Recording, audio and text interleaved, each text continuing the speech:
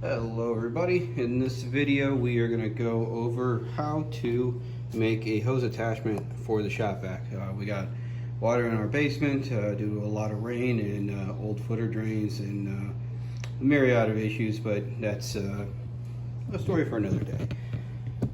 So when I suck up the water with the Shopvac, I get tired of having to go back to the sump pump, dump it back and forth a bunch of times. This isn't the first time it's happened. It has happened a couple times throughout the years, and so today I wanted to make something so I could run a hose from this bottom part over to my sump pump. I looked online, I couldn't find anything for a Shopvac. I could find a lot of stuff for rigid through Home Depot, but I couldn't find anything for a Shopvac. So ran into the local Home Depot and bought some fittings, and we're going to go through how to make our own. So first thing I did is I took the cap off and went to Home Depot, sized it up, and it turns out it's like 2 inch. So it's a 2-inch female end. This is a 1 inch or 2-inch to 1 inch adapter, which we'll glue on there. A little piece of 1 inch PVC to go in there, and this is a 1 inch to 3/4 fitting that the hose will screw onto. Then we'll take that, we'll put it on here, connect the hose, run it to the sump pump, and we'll be good to go. So we're going to go through how to assemble these parts and pieces. So I'm going to start with this guy here. We're going to use some multi-purpose cement and pipe cleaner. When you do this, you're going to want to do it over cardboard or something, because it will stain and get all over. In this case, I'm just using a foam plate that I found laying around down here.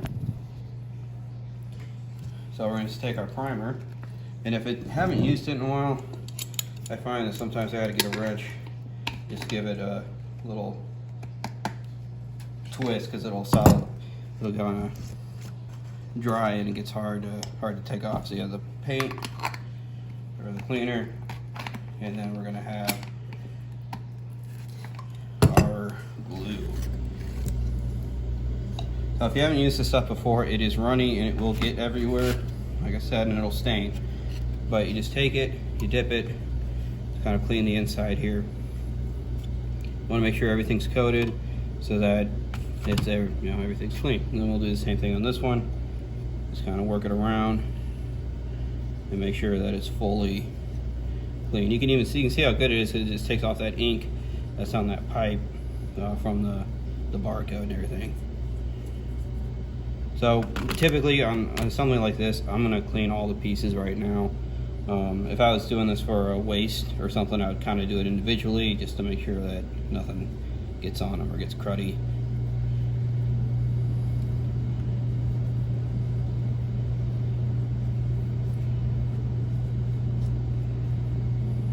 And one more piece.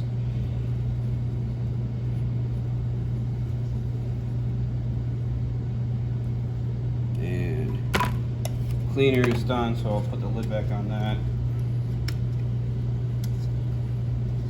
Accidentally spill it or knock it, because that'll happen. So like I said, I just spill it all over my fingers. So you just take the glue, take it out. This is kind of older glue, so it's a little clunkier, but like I said, I don't need this for anything special. If this was an actual waist assembly, I would get new glue and a little bit better stuff. So you put out on that, probably putting it on both pieces. You don't want big globs on there. You just kind of want a fine coating. Make sure it's 100% coated. And you stick the two pieces together, and you just hold. So you hold it for about 30 seconds, and that'll be enough for it to dry and hold it. So while I'm sitting here doing this, the next step, we'll just keep putting each piece together and go from there. That's probably good enough for this. So we'll just put, I never cleaned that inside of that one, so that is something I need to do. That's just so powerful, it's actually melting the foam on this plate. So I guess go with cardboard next time. And that back.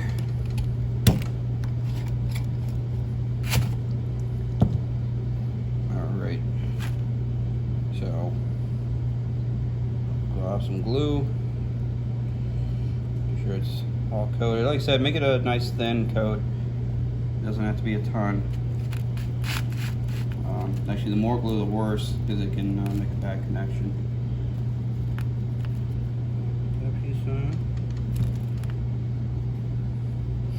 I'll just kind of hold it for 10-15 seconds. I said 30 seconds earlier, but I'm kind of winging it here to get this done so I can start cleaning up this water. And as long as it doesn't push up or move, you're fine. If it starts to move, just push it back down and hold it longer. So, one more piece.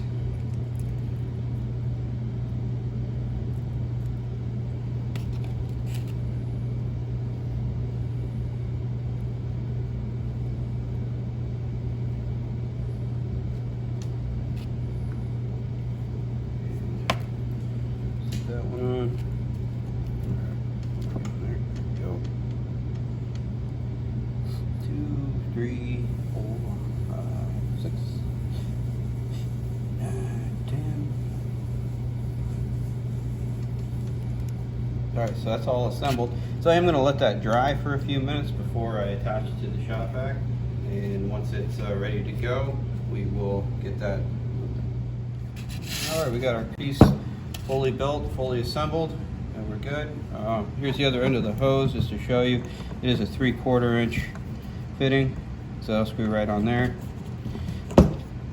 So, see this on here, apply a little bit of pressure, get this, there. So that's on, screw the hose to this end, and then I'm going to put it into place, and we'll get started and see how well it does. Alright, we got everything hooked up, got the hose connected, it's running all the way out to the sump pump, please excuse the mess. The hose with the wide spot here, I put it in the deepest section of water so that it'll stay. It needs to stay. So we're gonna turn it on and see what happens. That's that twisted so that it stays where it's supposed to.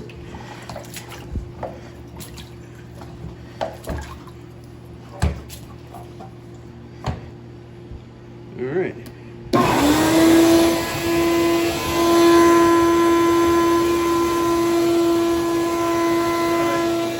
Water's sucking up. Let's check the sump pump. All right, you see the water draining out of the hose. I did find that it won't keep up. That you have to kind of fill up the Shopvac and then turn it off and let it drain. Because it just can't push that volume of water through. But it was an easier way. I'm going to let that drain while I sweep up and clean up some other stuff, and then I'll turn it back on. Just kind of go back and forth with it. So that is how you assemble a little hose adapter in a Shopvac. Hope that works for you. If you have any questions, comments, concerns, please leave them in the comments below. Hit subscribe, like, and all that, and we will talk to you later.